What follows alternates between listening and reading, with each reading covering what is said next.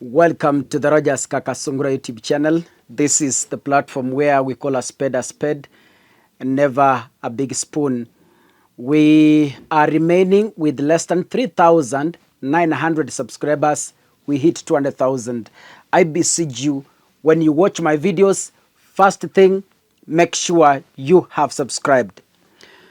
Something that threatens the well-being of members of parliament, they will always unite and say no to it. I don't know if you ever taken your time to study how the National Assembly works. Whatever that benefits the public, they are divided. Whatever that threatens their well-being, they unite. That is how your politicians are. Now, you've heard that Parliament unanimously rejected the mandatory use of the electronic government procurement system, which William Ruto and the executive have been pushing. Nisikia Ruto akisema ni lazima tuende digital. So the members of parliament united together and said no, we are not going to accept, because they know how this is going to affect them. But then, why did the parliament reject, away from the political reasons that is going to undermine their procurement ways and the corridors of eating milungula? What could be the reasons they say they rejected the e-procurement system? Number one, they say it contravenes the existing law. The MPs were arguing that the circulars making EGP mandatory directly contravenes Section 77(1) of the Public Procurement and Asset Disposal Act, PPADA of 2015, and this law currently allows for the submission of tender documents in either electronic or manual form. Number two, usurping parliament power. Members of parliament believe that parliament contendent treasury was effectively trying to amend a primary act of parliament, that is the PPADA, through a mere circular or a directive, which they said it's illegal and usurps the legislative powers vested solely in the National Assembly. So they told William Ruto, yes, you want to take us through the e-procurement system. It's okay. We do not reject. But then, the formula you are using to effect this is wrong. And it's against. Najua wabunge wa Kenya, before I continue, Kenyans, there's something I want you to understand. Our members of parliament are used to handouts. Meaning, when the president wants to pass some regulations through the parliament, it's a tradition that lazima wahongwe. The president must call them aside. This used to happen when the National Assembly was divided before the broad-based government, where ODM members of parliament could be called aside, be bribed to pass some laws. But this time round, the National Assembly is united under the broad-based government. So because the members of parliament hawakuonwa kando, yani they were never seen aside, if such English exists, hawakuonwa kando for some bribery and they make some money. That is why you hear they say that the process William Ruto is using to effect this and the executive is illegal and it undermines the legislative powers of the members of the National Assembly. They also raised what we call accessibility and infrastructure concerns. They say this one disadvantages the SMEs, the small micro enterprise, I don't know what. They raised a concern that mandatory e-procurement system could exclude small and medium enterprise, especially those in rural areas with limited or poor internet connectivity and technological capacity.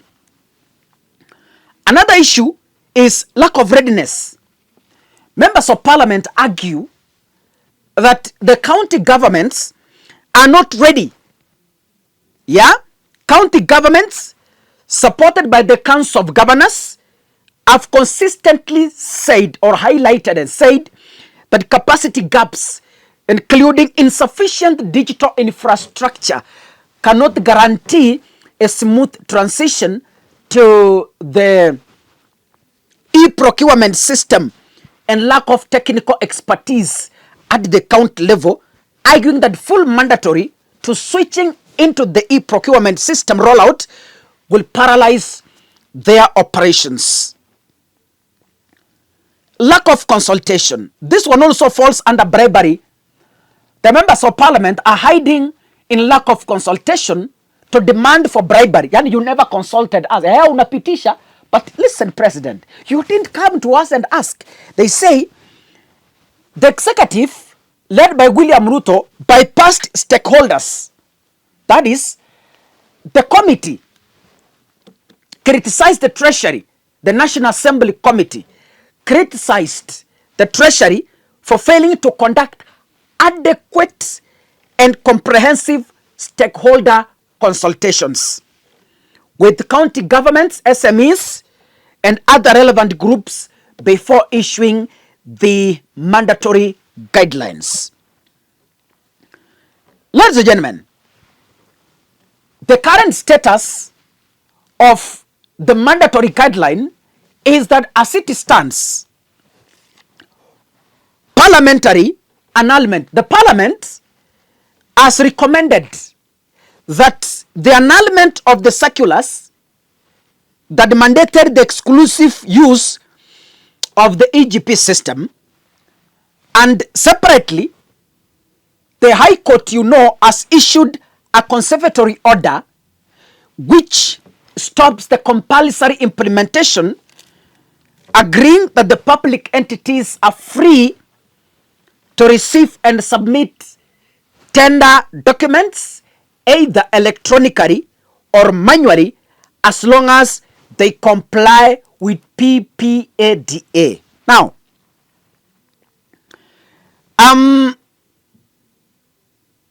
something is cropping up in this whole issue between the members of parliament and the executive. In this essence, we all know that currently William Ruto controls the majority in the National Assembly. That is one fact. Number two, the late Raila Odinga, before he died, when he was discussing the scrapping of CDF from the members of parliament, Raila Odinga raised a concern and said, if you go to the roads at the constituency level, members of parliament are the contractors. Meaning what? Members of parliament are hiding behind ghost companies to use CDF money to hoodwink the public that they are doing development, but in real sense, they are making a way to siphon the funds from the CDF kitty. That is why Raila recommended and said, members of parliament should not have control on the CDF cash. So even this one, the e-procurement system is a trial from the executive to try and zero down and edit members of parliament from competing with the executive in tender allocation. So, for a layman's person who do not understand anything could think that members of parliament are after protecting the small scale, the SMEs. Yeah? But to me, when I analyze the whole issue as a critical analyst, I come to find out it is the supremacy fight between the National Assembly and the executive, where cabinet secretaries are included. This means what?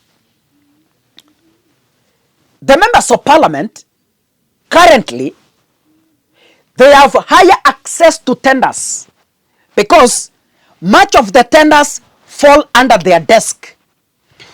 Kujenga barabara, kujenga shule na mambo ingine. Majorly, they fall under their shoulder. So, the cabinet secretaries, that is the executive, are unable to access such tenders at the constituency level. Labda cabinet secretary apate tender ya mchina, like now the Minister of Roads, hiyo tu apewe hongo.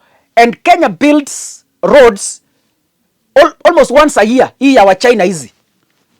Na zingine unapata they were tendered long time ago.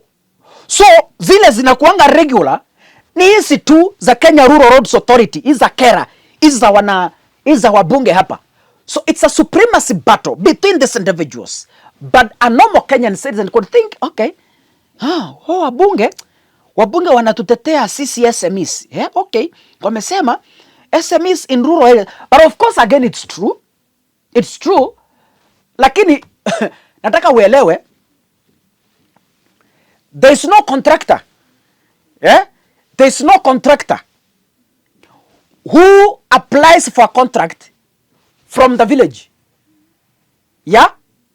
You find these are informed people who are staying in major towns at the county level. For example, if it's Kisii, you will see them in Kisii town. That is the capital seat of Kisii County. That is where they apply from. Yeah? And major towns, which actually have access to internet. So, the argument by the members of parliament that the e-procurement system undermines the rights of the small, I don't know what SMEs, is actually being unfactual. Because right now, at least, major towns have access to internet. Yeah? I don't know your region, but major towns have access to 4G, others to 5G internet connectivity. Hii ni vita tu ya executive na wabunge. God bless you. So the next episode, asanteni sana.